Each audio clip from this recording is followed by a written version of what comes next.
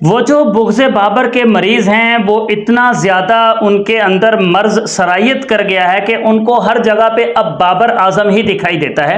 और यहाँ तक कि वो अपने जो उन्होंने ट्वीट्स डालनी होती हैं जिनके अंदर किसी को बाहर बिठाने की बात भी करनी होती है ना, तो वहाँ बाहर की जगह पे बाबर आज़म लिख देते हैं। इतने ओसान ख़ता हो चुके हैं उन लोगों के। और फैसल इकबाल, क्या बात करें भाई हम फैसल इकबाल की, उसकी ज़ुबान जो मैंने हल्की फुल्की पिछली वीडियो के अंदर भी आपको दिखाई थी, आज एक बार फिर से मैं आपको उसकी ज़ुबान भी दिखाऊंगा। और कुछ और मिला नहीं इन लोगों को करने के लिए, तो इन्होंने ये कहना शुरू कर दिया है बाबर आज़म के ऊपर कि भाई साहब अगर बाबर आज़म इस मैच के अंदर होते डबल सेंचुरी मार लेते। ये कादिर ख्वाजा का स्टेटमेंट है, क्योंकि अब वो शाहीन अफरीदी के ऊपर तो बात कर नहीं सकता कि शाहीन अफरीदी की वजह से मैच हारे हैं, उसके ऊपर तो वो उंगली उठा नहीं सकता क्योंकि उसका अपना लाडला जो हुआ उसके ऊपर वो कैसे बात करेंगे। उनसे तो भाई साहब लेके खाते हैं ना, उनसे तो लेके खाते हैं, तो उनकी बुराई कैसे कर सकते हैं। तो अब और कुछ मिला नहीं करने को, एक पोस्ट लगाई कि कौन रिस्पॉन्सिबल है इस हार का, और फिर उससे अगली ही पोस्ट के अंदर ये लिख दिया बाबर आज़म के बारे में, जो स्क्रीन पे मैं आपको दिखा रहा हूँ। ये कादिर ख्वाजा कह रहा है, ये ख्वाजा सरा, कादिर ख्वाजा को मैं ख्वाजा सरा ही बोलता हूँ। ये कह रहा है ख्वाजा सरा कि यार वैसे बाबर आज़म होता तो कम से कम वो अकेला डबल सेंचुरी तो कर लेता ना, इनके बस की बात ही नहीं है जो खेल रहे।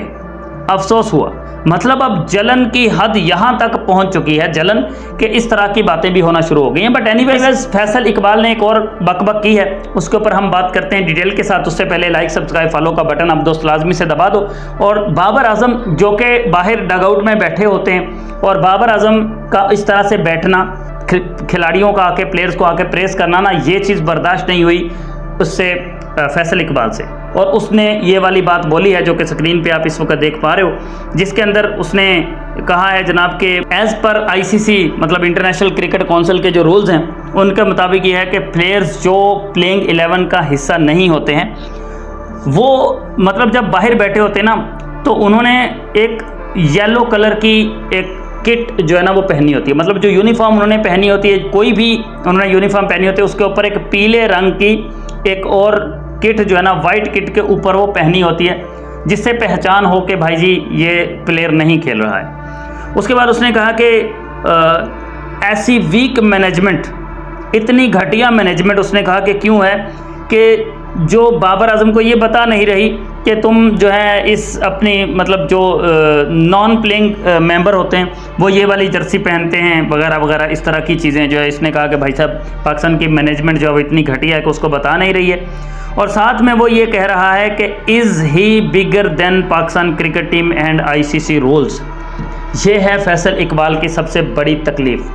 कह रहा है कि क्या बाबर आज़म पाकिस्तान क्रिकेट बोर्ड से, पाकिस्तान की क्रिकेट टीम से और आईसीसी के रूल्स से भी बड़े हो गए हैं कि वो इनको फॉलो नहीं कर रहे। मैं एक बात पूछता हूँ तुमसे, कितने टेस्ट मैचेस तुमने खेले हैं, कितना ही तुम्हारा तजर्बा है इंटरनेशनल क्रिकेट के अंदर। मैंने खुद आईसीसी के रूल्स चेक किए हैं और आईसीसी के रूल्स के अंदर ये बात बिल्कुल एग्जैक्टली सही है जो फैसल इकबाल ने की है। ये बात 100% सही है कि भाई ऐसा ही है, जो प्लेयर प्लेइंग 11 का हिस्सा नहीं होता उसको वो येलो कलर की या ऑरेंज कलर की एक ऊपर से अपर पहन के बैठना पड़ता है, जो कि इस चीज़ की पहचान होती है कि ये बंदा मैच नहीं खेल रहा, ये प्लेइंग 11 का हिस्सा नहीं है और ना ही ये कोई रिजर्व प्लेयर है। ये पहनना पड़ता है और ये आईसीसी के रूल्स के मुताबिक है। लेकिन फैसल इकबाल को किस बात की तकलीफ?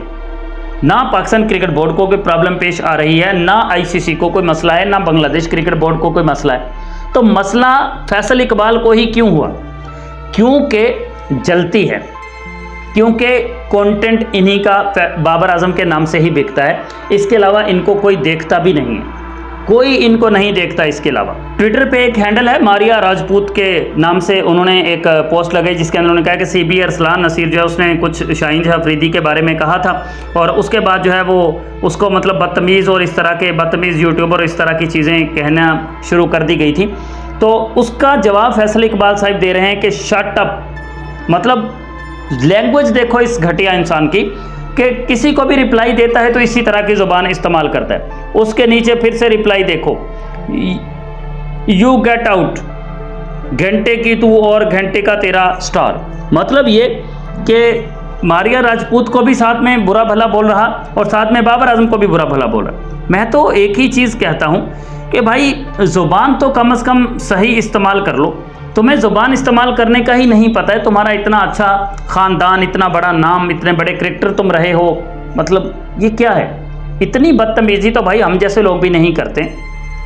जलन सिर्फ बाबर आजम के नाम से है और बाबर आजम ने इन जैसे लोगों के बारे में ही उस पॉडकास्ट के अंदर भी बोला। बाबर ने कहा कि भाई मुझे पता है मेरे नाम से बहुत कुछ होता है, लेकिन मैं कहता हूं कि यार चलो कोई बात नहीं, खैर है, अगर मेरे नाम से किसी की रोजी रोटी चल रही है तो चलने दो, मैं कहता हूं कि छोड़ो, जाने दो। ये बाबर आजम का कहना है इन्हीं जैसे घटिया इंसानों के बारे में।